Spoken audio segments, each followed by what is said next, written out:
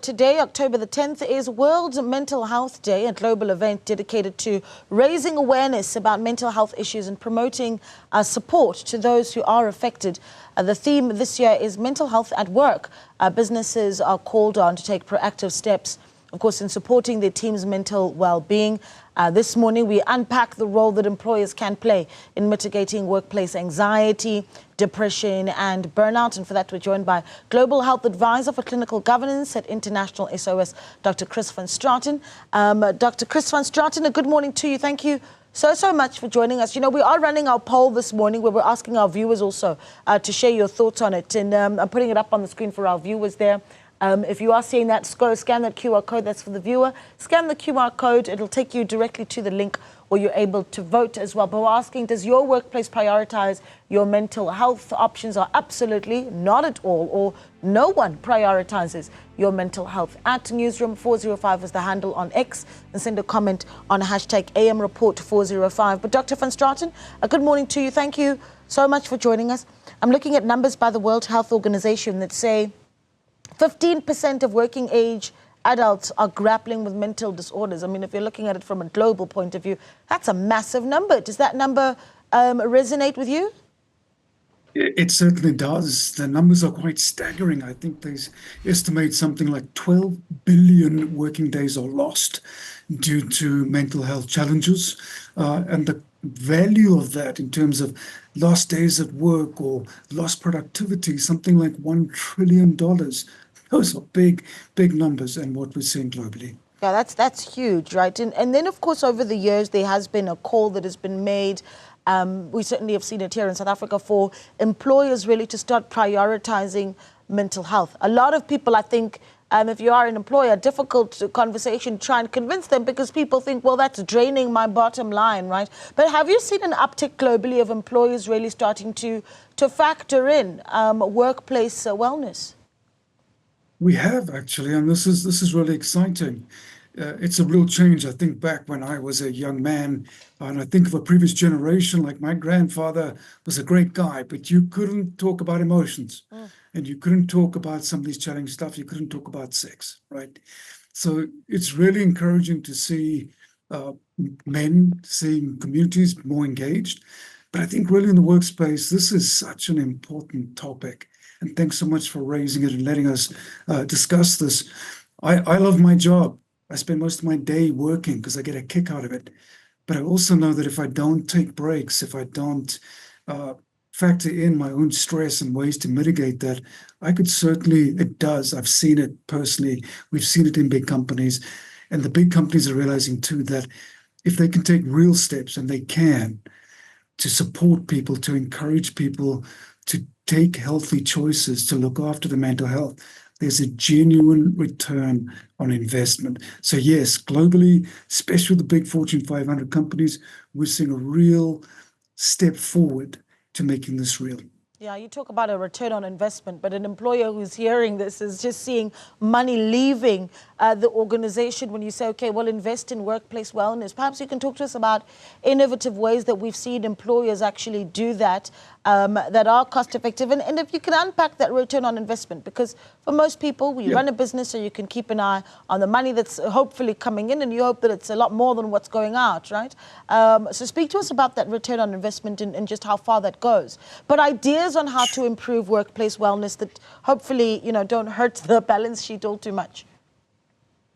Brilliant question. So one, it is layered, it is complex, but I'm going to give a real world example of where taking the right steps have made a very real difference. So step one, all companies globally, and remember during the COVID-19 pandemic, and as that was trying to wind down, we kept on seeing in the media high levels of anxiety, depression for obvious reasons, but then absenteeism, people resigning en masse. And that has a very real impact. So high turnover of staff is really expensive. So the recruitment process is not a cheap one. So I'm going to give an example. It's a neighboring country, South Africa. A client of ours has a large, very productive facility, several thousand people and working in that facility. That facility was attacked, and several people were very badly injured. We were able to stabilize the patients, medevac them, and secure the area and get back to normal. What was really interesting and challenging was several months later, the efficacy and the productivity of that site went down significantly. And here's an important thing in any part of life, whether it's finances, whether it's business, whether it's emotions. What you can measure, you can manage. Right. And what we did there was to use a couple of proven digital tools as surveys to understand what was happening on the site. And what was happening is people were having very normal response to a traumatic event that people didn't really have time to process or didn't know how to process. So anxiety, depression, in some instances PTSD. So once we understood the dynamics, we were then able to, and this was for me awesome because I'm a nerd and I love tech, we were able to use digital tools to connect every individual on that site with the support system, with counseling digitally, either in person or via telemedicine tools, to support that community. And what was astounding, 18 months later, that whole facility in measurable terms is a much happier psychological place to be, and the productivity is back to pre-event levels. That is a true story and an awesome story. And innovative as well, I think, which is really quite interesting, right? Really, really innovative. And I suppose that makes it quite attractive. And speaking of which, there is also the issue of stigma. I want to talk about that. You made the example of, your grandfather and perhaps some of the older generation just not talking about touchy-feely things in the workplace, like, feelings, for instance. But there is, of course, the stigma that might be associated to, when you are in a workplace and you do seek wellness programs, and of course, how you need to deal with the stigma within the workplace that, it seems Naledi is struggling, and that being a difficult thing for that particular individual to deal with, that it's out in the open. Right. So what is it that employers, and particularly employees as well, can do to deal with that? Because that is a massive hindrance to how people may or may not reach out for assistance. 100%. Yeah, you said it so beautifully. So sadly, we still do have stigma around mental health and health-related issues. But I want to give the following metaphor, right? If you were to fall and break your leg and people see it, I think because it's so visible and obvious, people will step forward, fix it, give you the support you need until you're back at work. And if you're on crutches for a couple of weeks, no one's going to object, I'm sure, if you have a different desk or a different standing desk, perhaps, to accommodate that. Blood pressure too. Blood pressure can be silent, right? But if you pick it up early by measuring repeatedly and then treat it with medications and lifestyle changes, that can and will prevent that heart attack. It can and will prevent the stroke that could end your career, ability to earn income, and the company's profitability. The same with mental health. And that's why it's so important that we're doing what we are right now. All of us, including me, have had mental health challenges, whether it's anxiety after managing a gunshot patient or depression from work overload and years of fatigue, like we saw during the COVID-19 pandemic for many healthcare workers. So, one, it's real. We need to talk about it. We don't need to use it as an excuse.